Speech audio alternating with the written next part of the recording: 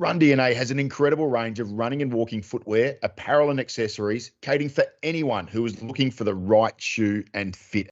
They're trusted by podiatrists and physiotherapists right across Adelaide. The RunDNA fitters advice is second to none. So if it's time for new walkers or runners, you can find RunDNA, 20 Manton Street, Hindmarsh, or the other location, 391 Fullarton Road at Fullarton. Both stores open 7 days a week, plenty of off-street parking. You can find them online as well, rundna.com.au.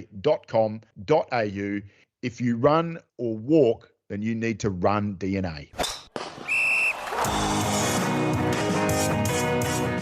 It's Thursday the 1st of May. Welcome to Hooked on Sport, your weekly wrap on sport's topical issues, and we also throw in an interview. And surprise, surprise, it's just rained in Adelaide. Today we talk athletics, footy, and exciting news for SA cricket. The Adelaide United A-League's women's team had a finals win, their first ever, and our guest Dom Rinaldo talks all things Adelaide United. G'day, Hookie.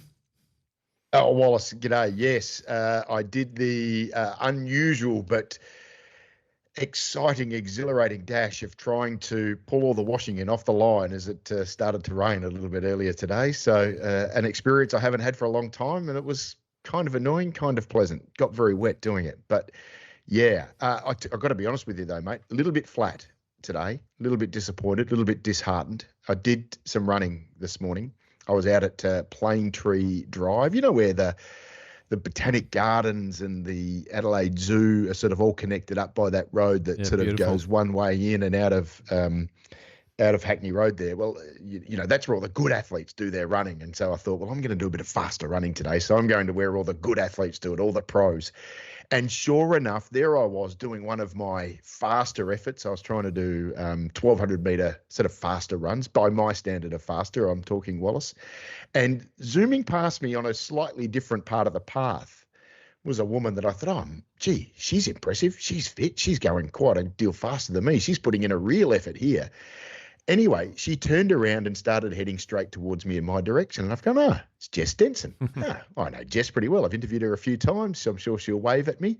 And as she ran past me, it was almost like she didn't really pay attention to who I was, but just noticed that I was clearly no runner of any note and just ignored me and kept running on. So there I thought I was going to get a high five or a bit of a thumbs up or keep going, Hookie, from Jess. I got absolutely nothing, just completely blanked me as she continued on her way, and I struggled to the end of my 1,200 metre waddle. Well, she's back from Ballarat and giving you nothing. Yeah. Hey, back from Ballarat, that's a good place to start. What are we doing here in South Australia with the quality of our distance running events? We have four of the best in the nation right now: Izzy Back-Doyle, Jess Denson, Caitlin Adams, and Tara Palm. And I saw Izzy win the 5K at Ballarat. I saw Tara win the half marathon at Ballarat. Looked like Jess was just going around. She's been a bit crook, so she said that she wasn't really trying to push it. But all three of them are there. I'm not sure about Caitlin. I should look her up.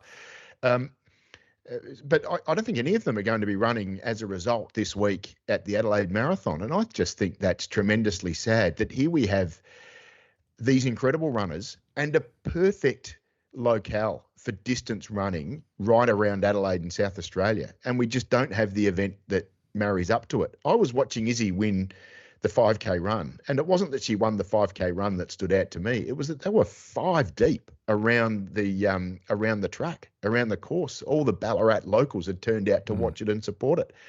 I just think it's a real shame that we haven't been able to develop something like that in Australia. In Adelaide. It wouldn't cost much, Wallace. You know, these guys don't expect hundreds of thousands of dollars of prize money. Put a bit of cash on for the elites and make it an event where you get some bands out there and you get some sausage sizzles and a bit of entertainment going around the place. And I think organically you would develop the crowds, because our Adelaide Marathon, here you go, it's this Sunday.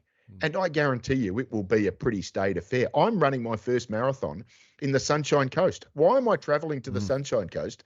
I'm about as proud a passionate South Australian as there is. And here I am going to be running my marathon in the Sunshine Coast.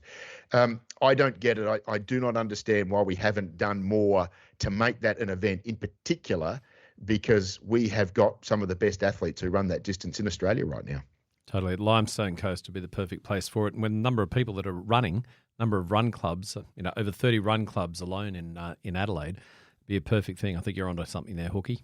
We've got great running trails through the North Parklands is incredible. You've got the Torrens as well. You could take on a bit of the linear trail along the Torrens running down towards West Beach and back. I think it would be absolutely amazing. Yeah, you'd have to stop some traffic here and there. And, we're prepared to do that for the Tour Down Under. We're prepared to cause all of those traffic restrictions when it's the Adelaide 500, and we're prepared to do it for the City Bay Fun Run. It's a great event, the City Bay Fun Run, but let's get an elite level distance event that would suit an Izzy. Imagine a match race between Izzy and Jess in their home marathon or their home half marathon, throw in Tara Palm. It'd just be spectacular. And I'd turn up. I'd go and watch that for sure. I mean, Jess might even wave to me, unlike this morning when she just absolutely avoided me on the way through. Now, Hawkie, Hinkley's got a lot of great relationships with his players, no more than with Horne-Francis. So Jason Horne-Francis, for those who saw it, playing against North Melbourne, his old club, he got stirred up. They got into him. He got a bit upset. He's a volatile sort of character. Ken Hinkley, the way he nurtures this young man is second to none. The way he was handled, managed, cared for at three-quarter time, I thought really stood out to me. All the way through Jason Horne-Francis's time at the Port Adelaide Football Club, a high-priced recruit. He's on a good contract. He cost the club a lot in regard to draft picks to get him over. And Ken Hinkley has been the shield for Jason Horne-Francis all the way through. A young man who has been treated very poorly by large swathes of fans outside of Port Adelaide, not just at North Melbourne, but right around the competition. And he's been a remarkable shield and a guide for him. And he was that again on Saturday when they played North Melbourne, and he was clearly upset, Jason Horne-Francis. And I asked this question: Ken Hinkley's on the way out at the end of the year.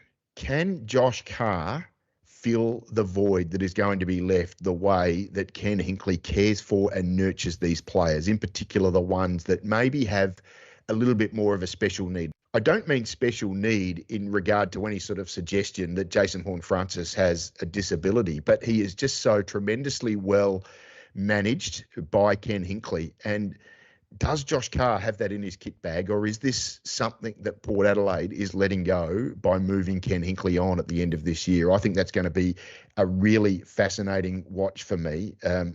But under Hinkley, Horne-Francis has really flourished, and I think he's flourished as much as anything because of the way Hinkley lets him play the game, but also the way he really cares for him and allows him to be Jason Horne-Francis rather than just some robotic creature who gets heavily criticised or come down upon when what you would like to think his parameters of behaviour, he moves outside of that. And I think Hinkley manages him incredibly well, and I wonder if Josh Carr has that in his kit bag. That will be fascinating for me to see, Wallace.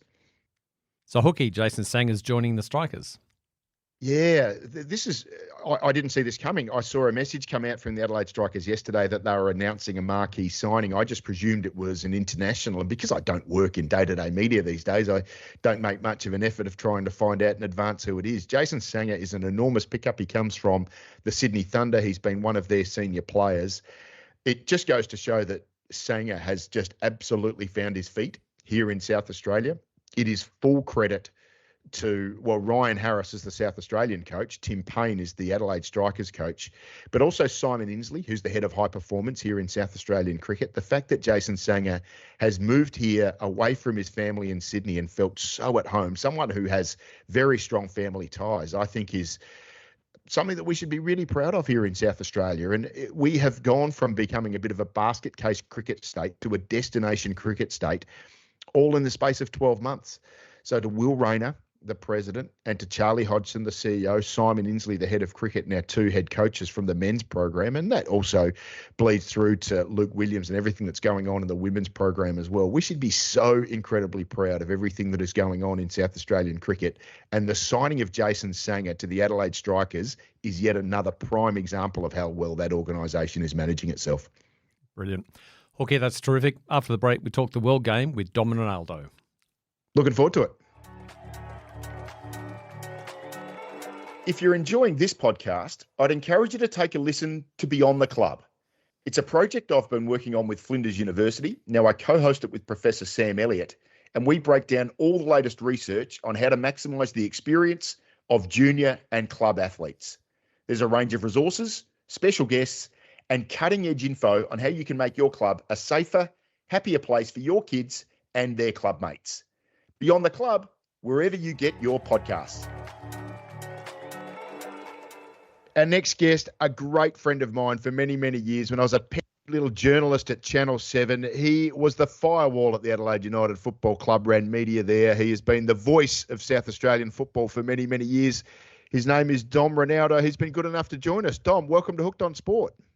Benny, nice to be on, and it's been a long time since I've seen you, actually, and wow, those days seem like only yesterday, but where have they gone? Yeah, amazing. The changes, not just in media, but to the Adelaide United Football Club in particular, that we'll love to get your thoughts on very shortly. But first of all, mate, across the other side of the world, Liverpool took out the English Premier League title for the 20th time, knocked off your mob. We might touch on them very briefly, but an incredible achievement from the Liverpool Football Club, a team that wasn't really favourite at the start of the year to win the competition with 4 games running is an outstanding achievement.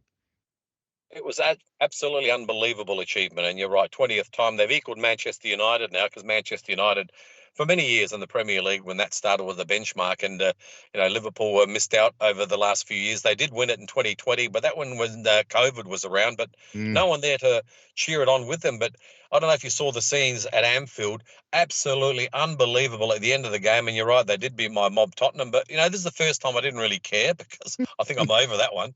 But just to see the players and all the backroom staff facing the Kop end with all those thousands of Liverpool supporters singing "You'll Never Walk Alone" was really something to see. And I don't think I've seen anything like it, to be fair. It was absolutely fantastic. There is something really special about those big Premier League clubs lifting the trophy in that way. It's uniquely spine-tingling, I reckon. Yeah, it was, and I saw it. Like I said, I was watching it like a replay of it not long after the game, and I just kept watching it. And they milked the living heebie-jeebies out of it. The players stayed on the pitch at Anfield for an hour after the game, just milking the accolades, and the supporters didn't want to leave. Where do you see that anywhere?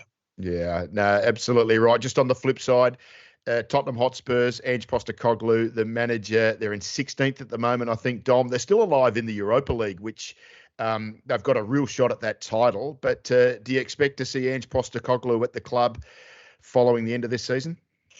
I don't think so. I think I'm surprised he is still there, and I'm a big fan of Ange's. When he went to my team, Spurs, I thought, how good is this, having an Australian coach there? The first season last year, after 10 rounds, they were flying. Like, they were top of the league, undefeated. They were singing his name after every game. And they never even heard of Ange. They didn't even know how to pronounce his last name, let alone heard of him. And then the poo hit the fan, and from then they did finish in the Europa position last season in Europe. This season has been an absolute disaster. A lot of injuries, sure. That comes with part and parcel of having a football team. You have injuries, but I'm surprised that they've kept him on. The only thing that has kept him there, I think, as you mentioned, is the Europa League. They play in the semi-final on Friday morning against Boda, the Norwegian team, Glint. If they get knocked out of this, it's a 2-legger. I reckon he's gone. Even if they win this, I still think he might not survive. That's my gut feel. And as I know, a lot of the supporters kind of have had enough. They haven't been performing at all in the Premier League. So, if they win it, he maybe might get a lifeline, but it's only a matter of if rather than when, I think. Yeah, the stage is set, really, isn't it, Dom? Because Manchester United in the other semi-final. So if Spurs get through, take on the Red Devils in the final and win it, I mean, that would actually probably be a pretty reasonable year. I know it's been so disappointing in the Premier League, but to take out the Europa League into the Champions League next year, there's still plenty to play for the Spurs.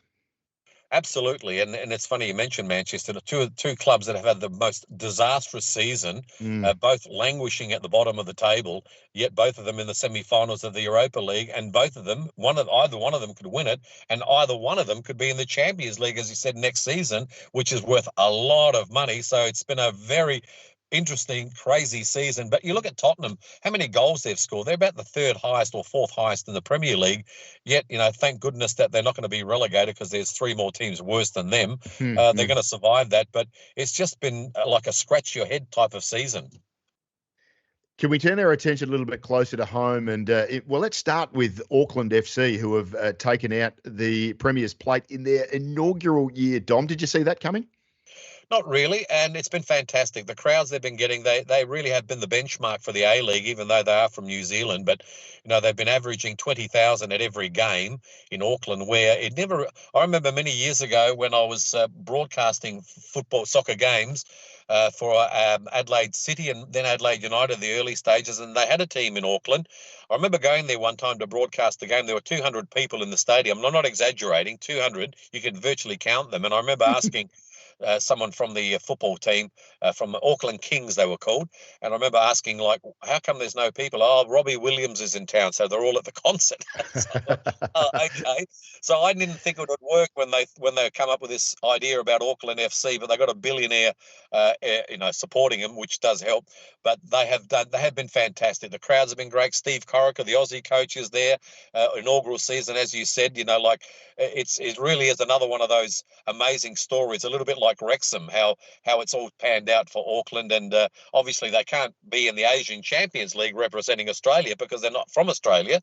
So the team in second spot will now play in the Asian Champions League, and we don't know whether that could either be Western United or Melbourne City. We'll find out after this weekend.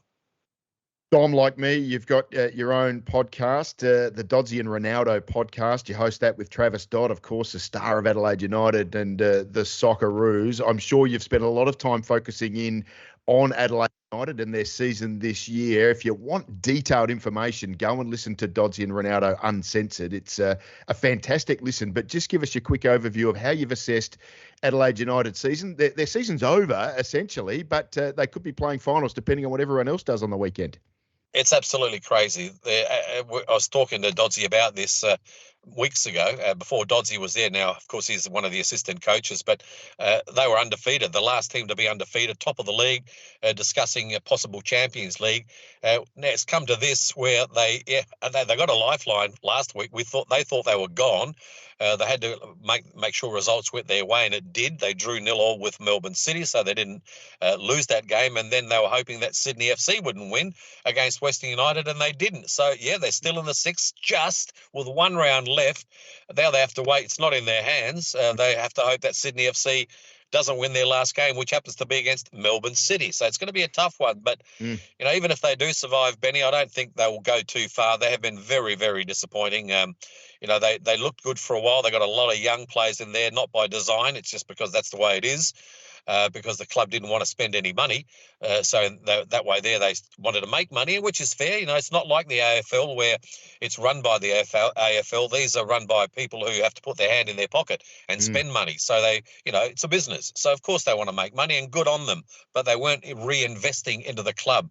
They just hoping that they would nurture more players and sell them off. And I think from a spectator's point of view, who's a big fan of Adelaide United, a little bit disappointed, but they did do well. But with young players, it's all about consistency, and a lot of them didn't have that consistency. They sort of started to fall away, hence they ended up where they did.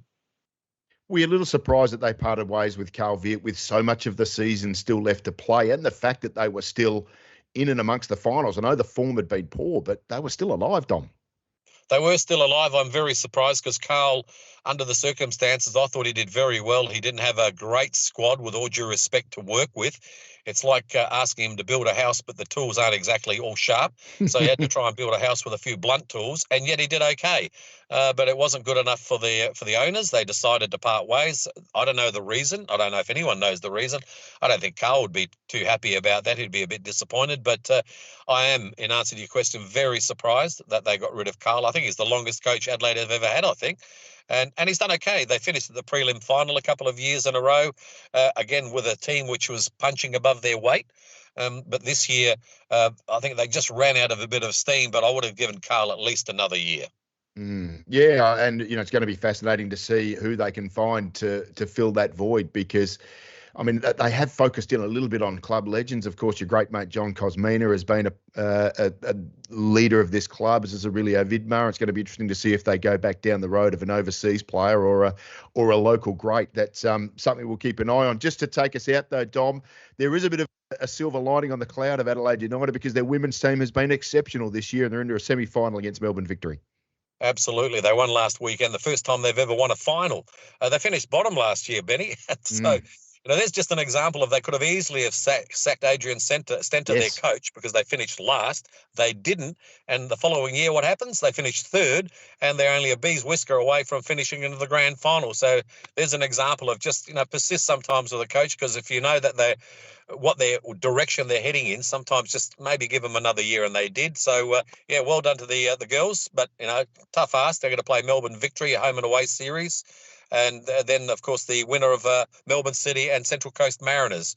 But we'll keep our fingers crossed for the Lady Reds, as they used to be known once upon a time. Remember that? I do, yeah. Well, I remember when it was called the W League as well. Things have changed. A-League men, A-League women now. I don't mind it. I'm happy to keep things gender neutral, if you like. Yeah, no, I would have been happy just leave it at the W League. It made more sense because there's a little bit. I get press releases, and I'm not quite sure it's from the A-League men's or the A-League women's, because sometimes they don't explain it. So I scratch my head, but anyway, it is what it is. As you know, welcome to the 21st century, there, Benny. Yeah, Dom, thank you so much for your time. Look, this is obviously a mixed sport podcast, but if you're interested in getting all of your information about South Australian slant on the World Game, then it is the Dom Rinaldo Uncensored podcast, Dom Rinaldo and Travis Dodd. And Dom has been so good to join us this afternoon. Really appreciate your time, Dom. My pleasure, Benny. You take care, mate, and good luck with everything.